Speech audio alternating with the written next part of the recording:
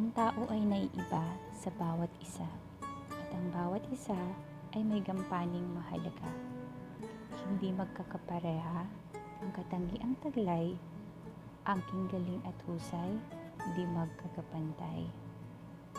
Kaya't iwasan mo sana ang magkumpara, lalo na kung may masasaktan ka.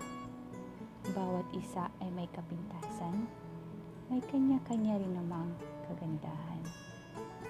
Kaya bago humusga at pumuna sa iba, sa salamin tayo ay humarap muna.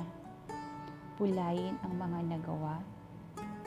Tayo ba ay naging mabuti sa ating kapwa?